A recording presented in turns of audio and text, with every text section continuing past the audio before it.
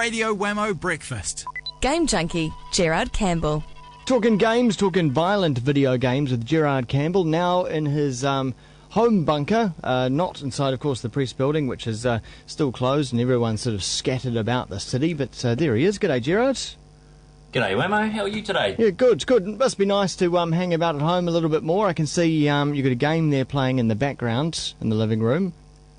Yes. Well, that is, funnily enough, that is one of our violent games. It's Bulletstorm, which is the one of the games that's come out recently with the tagline "Kill with Skill." Ooh. You have to see how gruesomely you can kill your foes to earn points. But yeah, it's very timely with what we're talking about today. Well, it is, yeah. Now, there was a New Scientist article that came out last week entitled "Can Video Games Quell Nightmares?" They, of course, get a bad rap, especially violent video games, but according to an online survey of 98 military personnel regularly playing games that involve war and combat, like Call of Duty or Battlefield or ones like that, decrease the level of harm and aggression experienced when they dreamed about war. So, sounds like some positive spin-offs here for actually playing a virtual version of what you're doing in your day-to-day life.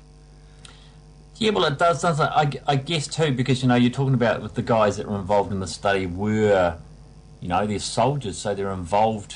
I presume, involved that they're involved in combat situations. Yeah. And I guess it's what we've talked about before, that I guess if you play violent games regularly, I don't think for the average person they're not going to turn them into some sort of homicidal killing machine, but it probably does prepare you better for, especially with military personnel, the trauma and situations that they're going to face in combat situations. And obviously when you're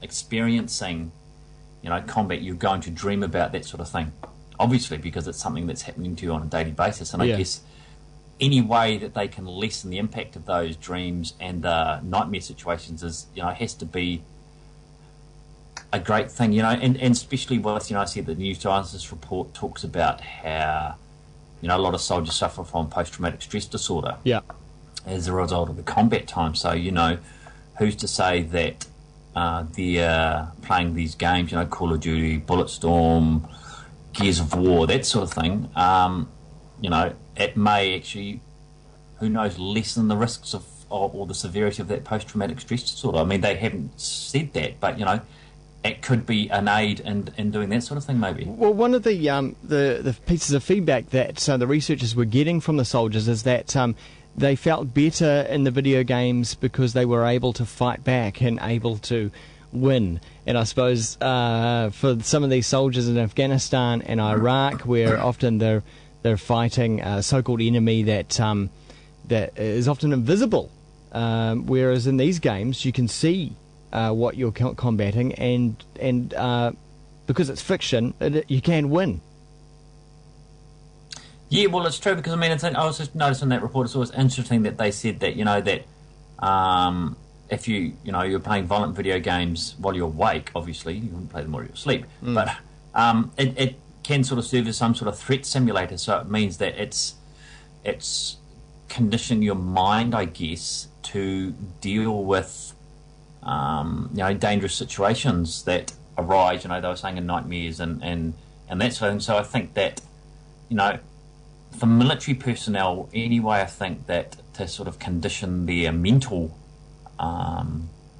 abilities to deal with the situations that they're facing in real life is obviously going to be really, really beneficial to them, I would think. Wouldn't you imagine, though, that getting soldiers to play these games where they can just go in there and shoot whatever up with no consequences is also, on the flip side, potentially dangerous in their real-life job of actually going in there and deciding who's a civilian and who's an enemy combatant? That the worlds can perhaps become blurred, possibly. I mean, that's what I would be frightened of. Yeah, I guess it was. I mean, I guess there's two schools of thought, isn't there? Because there's probably the gung-ho attitude that you can, blindly open fire in video games and cause massive destruction without any real-world consequences. Yeah. I mean, you don't want that to spill over into real life. Yeah. But I wonder whether, those soldiers that play the violent video games, especially ones with Call of Duty, where, and especially Call of Duty Modern Warfare, where they're taking part in a modern warfare environment. So you are going to have civilians wandering around, that sort of thing, that there can quite often be ramifications if you shoot a civilian or, so it's interesting. And of course it brings into, what you were saying, it brings into that classic argument when the Call of Duty game that had the No More Russians scene, where you were put into the shoes of a Russian terrorist and going through an airport, and your colleagues, this Russian terrorist group, opened fire on the civilians, and you had the choice whether you wanted to open fire or not. I mean, you could quite easily go through that scene without shooting civilians, but it was interesting, and I did blog about it last year. It was interesting on how different people dealt with that same situation. Yeah. So there's a lot of people chose not to fire at all. They went through the scene, because you could choose not to go through the scene, but a lot of people went through the scene and were so horrified by it they looked at the ceiling or something. Yes, yeah, exactly. So I guess I think a study like this is actually probably really good, because it shows that violent video games aren't perhaps the evil that a lot of people think that they are, that there could be some benefit coming out of them, but the fact that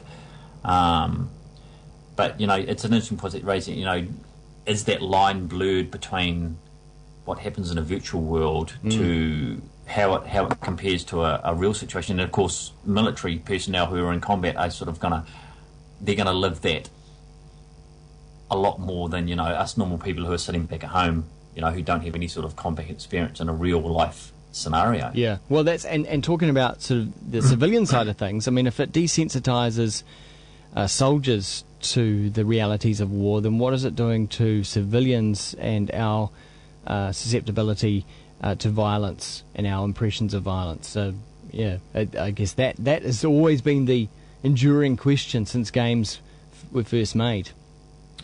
Oh, it is, because I'm sure that if you play enough violent video games, you probably are desensitized to it.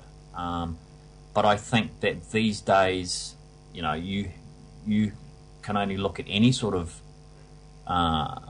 media form, especially movies. Especially movies. I mean, there are a lot more graphically violent movies out now, and people will watch those movies and not bat an eyelid. And I think that, I guess where the situation is different with video games is that you have that choice whether you pull the trigger or you don't. So it's a lot more interactive. But I think that in a certain way, perhaps a lot of us are a wee bit more desensitized to violence these days, because it is so prevalent in television shows. Shows like Sopranos, Generation Kill, those sorts of series where it's not gratuitous violence, but it's a crucial storyline. And I think that's just the way of society these days, that perhaps violence is so prevalent in all sorts of media forms, that perhaps we are all in a little respect sort of desensitised in just a wee way. Well, it is an interesting conversation, and I know it's an ongoing one, and I'm sure it's one that you have up on the blog as well, off and on, which is up at stuff.co.nz in the technology section. Always good discussion up there in the Game Junkie blog. Mr. Game Junkie himself is Gerard Campbell, and he's also on Twitter as well, twitter.com/Game Junkie NZ. We will see you next week. You will. Thank you, Wammo. Have a good day.